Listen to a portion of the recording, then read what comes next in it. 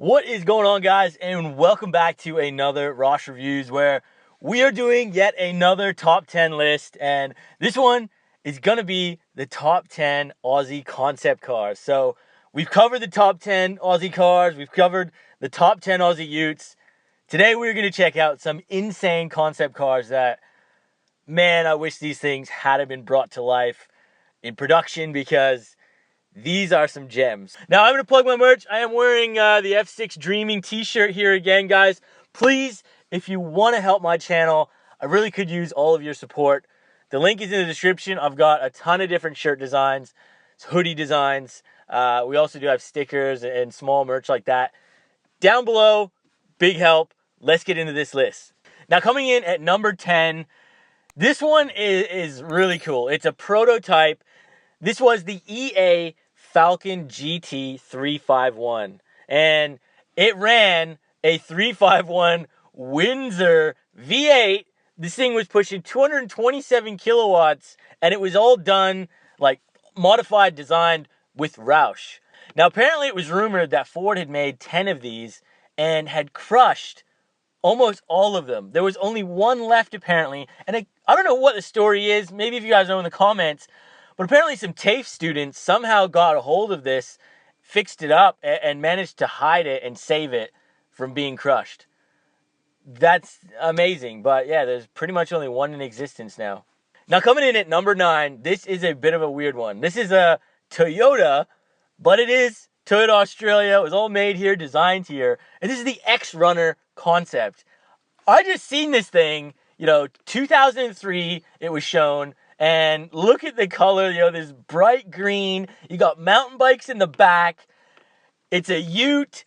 It's pretty epic, I gotta say. Like, I love this thing. I think this thing is awesome. It was 4-wheel drive. It had a 3-liter V6 engine that was supercharged from TRD. 185 kilowatts and over 330 Newton meters of torque. Like, this thing does look pretty damn cool, and it's so, like, that early 2000s sex spec, like, doof music. I like it. This thing had swinging tailgate. You had mountain bike stands in the back. And it even had a 17-inch plasma TV that would display the location of the riders with GPS. Like, it's ridiculous, but, this thing, it's kind of cool.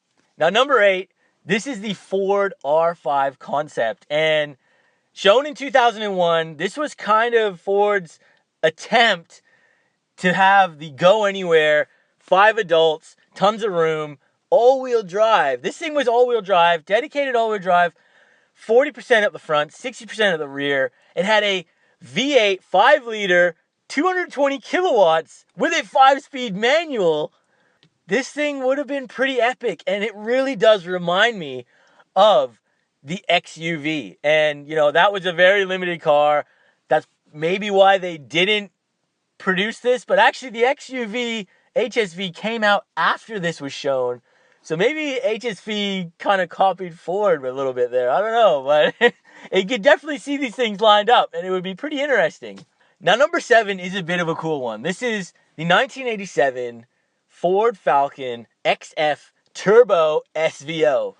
This thing was made, like, with Dick Johnson, and because Ford had kind of gotten rid of their V8s at that time period, they were trying to really make a sporty Falcon with the 6-cylinder, and Dick Johnson actually went to Japan to get the Japanese to help him develop a turbo kit to go on this thing. And, mate, it actually looks like it would have been an epic car, and something potentially that could have even rivaled, like, a VL Commodore or something. Like, it actually does, it's not an RB engine, but the fact that he had gone to Japan to get the development help to put the turbocharger and everything on it, run some boost in this car. They did eventually get this thing making over 166 kilowatts of power, and for back then, that was pretty impressive from a 6-cylinder.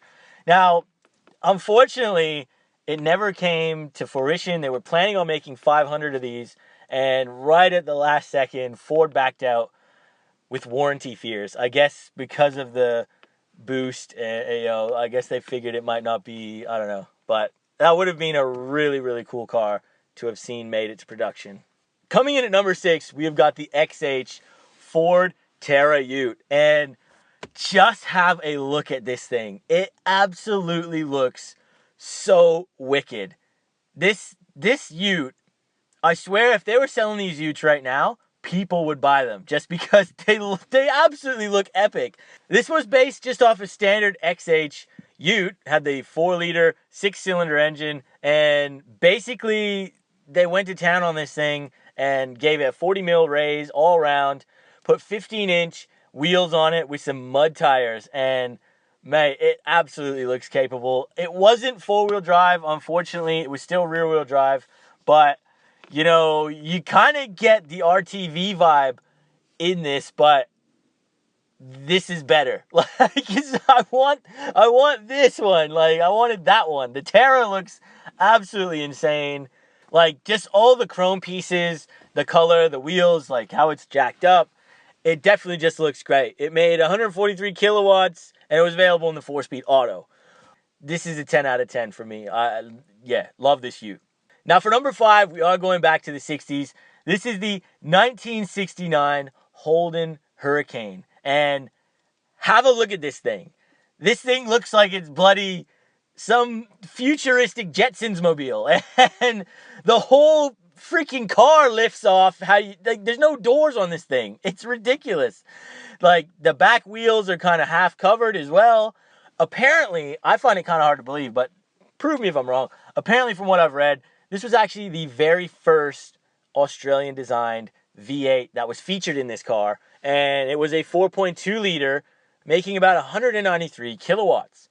And, you know, look, in this body, in this vehicle, Jesus, that thing would have been quick. And there was actually no rear window. So this being 1969, remember, 1969, it had a rear view camera. Like, that is pretty Jetsons inspired. Now, coming in at number 4, this one I do really like. This is the Ford XR8 Sandfire Ute. And look at this thing. It is really crazy. You know, you had these full-length chrome exhausts on the side of the vehicle. Absolutely bonkers. Yeah, it did have these funky front fenders, which did kind of look a little bit weird. You know, you did have this kind of tonneau cover at the back as well. You could have zipped up and down. Apparently, it did have like kind of a full stainless steel bed liner at the underneath that. It did look quite funky. But again, this thing came out in 1998, and, you know, it had a 600-watt sound system. It actually had vibrating seats that would go with the bass to the music to give you more of a sound experience, which is just like, what a ridiculous thing to do. But they did it in this thing. And I don't know, like, it had 18-inch chrome wheels, 185 kilowatt V8 up front. I think the Ute actually does look pretty cool. You know, the front fenders are kind of the weird spot of it, but I like everything else. I do. Now, number 3, we're getting into some good ones here now, guys. This is the HSV HRT Maloo concept. And this thing, 2001, it was launched, had a 6.2-liter Callaway-tuned V8 dubbed the LS6. And 350 kilowatts, 600 Newton meters. This car was absolutely insane. You know, the Maloo has always been insane, and this HRT version, man, it's ridiculous. It did look a little bit wonky. I actually kind of think it looks cool. Definitely looks unique. It was actually for sale. You know, there was only like 1 or 2 of these things made, I think, and it did actually get listed on car sales not too long ago for $250,000. And I actually did make a post about this when it came out, that this was for sale, and I thought that was actually pretty reasonable. 250 grand is a lot, but for a very rare Maloo concept HSV, you know, these things will fetch big money, and I think 250 was pretty reasonable. Now, coming in at number 2, the Ford AU Aero. Shown off in 2002.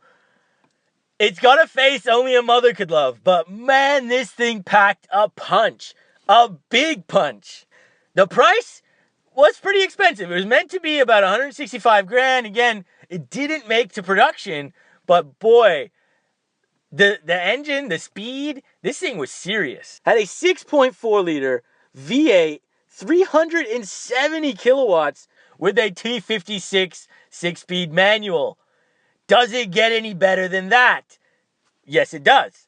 It had 245 18-inch front wheels and 285 19-inch rear wheels. 285s, you're going to need it. And boy, rear wheel drive, the T56, 370 kilowatts, 610 newton meters.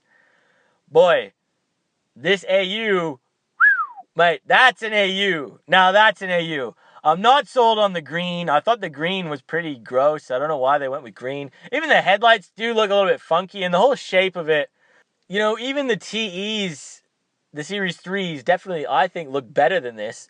But that performance, man, and in a coupe, was really interesting to see. Now, coming in at number 1, guys, I hope you got it in your mind. I don't know what you were thinking. Did you leave a comment down below?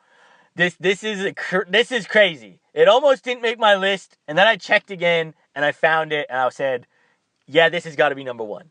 This is the HSV HRT 427 Concept, and based off a Monaro, essentially, they only made 2 of these in 2002, and boy, what a beast this thing is. Had a 7-liter Corvette C5R V8 in it, that made 427 kilowatts of power, baby.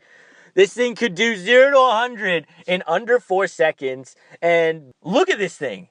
The inside was full race car spec, had like this ridiculous racing wheel, still had a 6-speed manual, racing seats, a roll cage.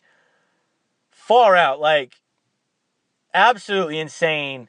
And you just know if you're ever lucky enough to drive this thing, it would have been just, it's a proper supercar. Like, this thing would have been like, this is almost like what they would be taking out V8 supercar racing. Like, it's ridiculous. It had a bunch of carbon fiber, like, serious racing brakes.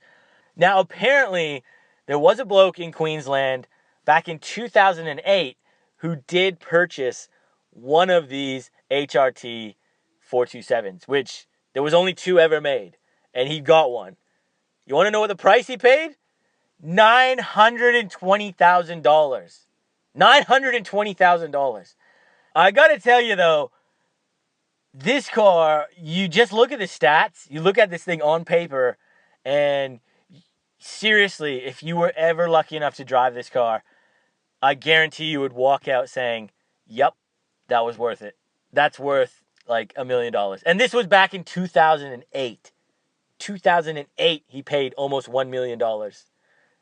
It's far out. Like, that is crazy. But, man, that is just 10 of some of the most insane Aussie concept cars I found. Let me know some of your picks down below. Let me know your list. What did you think of this list? Did you know of any of these cars beforehand? Did I get all the info right? I want to know, guys. These are insanely cool. And yeah, I hate the fact that Australia does not make cars anymore, because they really did push the boundaries and make really, really engaging, fun to drive, just muscle cars. Up the BARRA, up the V8s, up the LS. You know, they're all good. So thanks for watching, everyone. Again, if you want to support the channel, I got shirts, hoodies in the description below. Thank you guys so much, and we will see you on that next video.